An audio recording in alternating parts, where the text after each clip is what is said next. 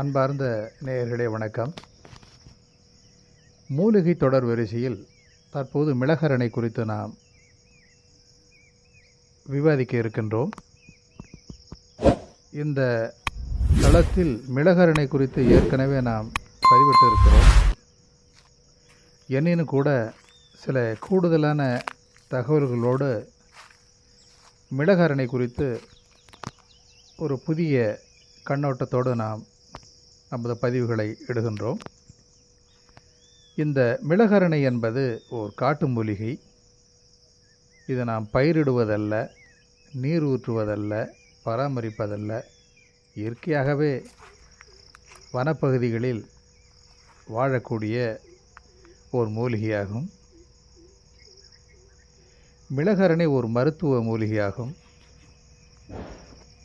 இது காட்டு மிளகு அல்லது கிச்சிலிக்கரணை என்றும் இந்த மூலிகை அழைக்கின்றார்கள். தமிழகத்தில் சிறு காடுகளில் இவை வளர்கின்றது.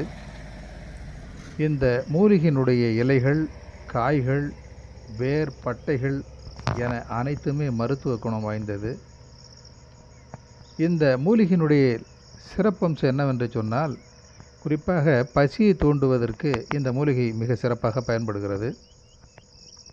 நெஞ்சில் உள்ள சளியை அகற்றுவதற்கும், குறிப்பாக கோழை வடிவத்தில் இருக்கக்கூடிய அந்த சளி படலத்தை அகற்றுவதற்கு இவை மிக சிறப்பாக பயன்படுகிறது. நம் உடலுக்கு வலிமை சேர்ப்பதற்கும், நம் உடலில் ஏற்படக்கூடிய கபத்தை அகற்றுவதற்கும், பருவ காலங்களில் ஏற்படக்கூடிய குளிர், காய்ச்சல் மற்றும் வைரஸ் நோய்களுக்கும், தீராத வயிற்று வலிகளுக்கும், வயிற்றின் மேற்பகுதியில் ஏற்படக்கூடிய வீக்கத்தை குறைப்பதற்கும் மிளகரணை பயன்படுகிறது. மிளகரணையில் உள்ள இலைகள், காய்கள், வேர்கள், பட்டைகள் என தற்சமயம் பார்த்து கொண்டிருக்கின்ற இந்த பழங்கள் உட்பட அனைத்துமே மிகவும் சிறப்பாக பயன் தரக்கூடியது. மிளகரணையினுடைய மருத்துவ பயன்கள்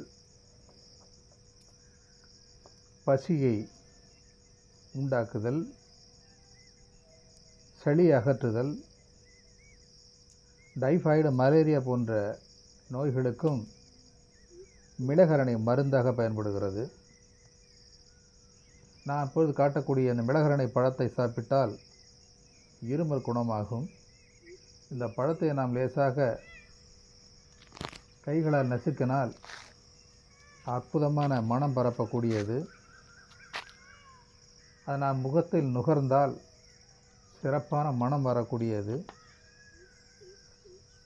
இந்த மிளகரணையினுடைய பழத்தை நாம் சேகரித்து வெயிலில் உலர்த்தி சேமித்து வைத்து கொண்டு காய்ச்சல், சளி ஏற்படுகின்ற போது ஒரு ஸ்பூன் என்ற அளவில் அதனுடைய உலர்ந்த பழங்களை காய்ச்சி சீரகம் சேர்த்து சாப்பிட்டால் ஆஸ்மா மற்றும் தீராத செடிகளை நாம் அகற்றலாம்.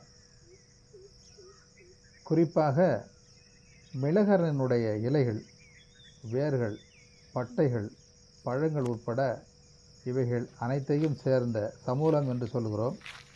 இவற்றையெல்லாம் நிழலில் உலர்த்தி நாம் பாதுகாப்பாக வைத்துக்கொண்டு ஒரு 10 கிராம் அளவிற்கு 1/2 லிட்டர் தண்ணீரில் அவற்றை போட்டு ஒரு 50 மில்லி 100 மில்லி அளவில் என்ற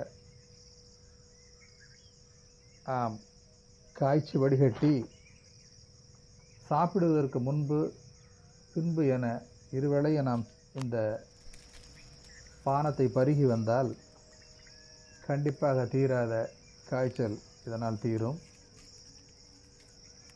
இந்த இலைகளை கொண்டு நாம் வேது பிடித்தாலும் சைனஸ் என்று சொல்லக்கூடிய மூக்கடைப்பு, தீராத சளி இவை எல்லாமே குணமாகும். அதுபோல் மூட்டு வலி, தசைப்பிடிப்பு இவற்றிற்கெல்லாம் இந்த மிளகரணையினுடைய இலையை அரைத்து பத்து போட்டு வந்தால் அந்த வீக்கம் முழுக்க சரியாகும். தேவையான அளவிற்கு மிளகரணையினுடைய பட்டை, அந்த நம்ம இதனுடைய அடிப்பகுதியை பார்த்திங்கன்னா நம்ம பட்டையை உரிக்கக்கூடிய அளவுக்கு பெருசாகவே இருக்கும். அந்த பட்டையை எடுத்து நம்ம ஒரு கைப்பிடி அளவுக்கு எடுத்துக்கிட்டு அதில் வந்து ஒரு 100 மில்லி நல்லெண்ணெயில் அதை நசுக்கி போட்டு காய்ச்சி பக்குவமாக பதமாக வந்ததுக்கு பிற்பாடு இறக்கி வைத்து கொண்டு அவற்றை நான் உடல் முழுதும் தேய்த்து குளித்தோம் என்று சொன்னால் உடல் வலி, வாத வலி போன்ற வலிகள் அனைத்துமே தீரும். மிளகரணியினுடைய பச்சை இலையை சாப்பிட்டால், மிளகை சாப்பிட்டால் என்ன காரம் நெடி ஏற்படுகிறதோ அவை ஏற்படும். நாம் வயிற்று வலி நமக்கு ஏற்பட்டால் மிளகரணியினுடைய பழத்தையும் சாப்பிடலாம். இதோ பாருங்கள், இலைகளையும் ஒரு 5 இலை 10 இலை என்ற அளவிற்கு நாம் மென்று சாப்பிட்டால் வயிற்று வலி கண்டிப்பாக தீரும்.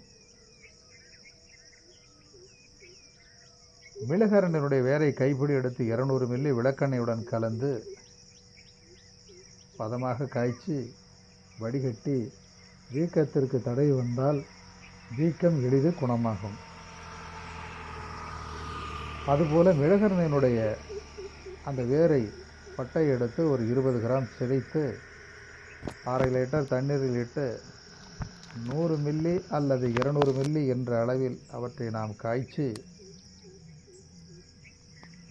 தினந்தோறும் இருவேளை குடித்தோம் என்று சொன்னால் உடல் அதீத பலம் பெறுவதை நாம் உணரலாம். நன்கு பசி உண்டாகும்.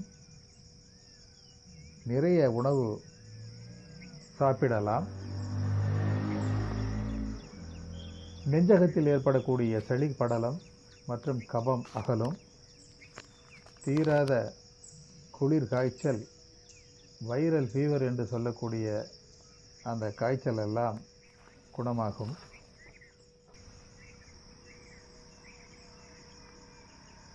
மிளகரணை எளிதில் கிடைக்கக்கூடியது. உங்களுக்கு தேவை என்று சொன்னால் நான் மிளகரணையை பதப்படுத்தி உங்களுக்கு அனுப்பி வைத்தேன். இவை பயன் தரக்கூடிய காட்டு மூலிகையைச் சேர்ந்தது.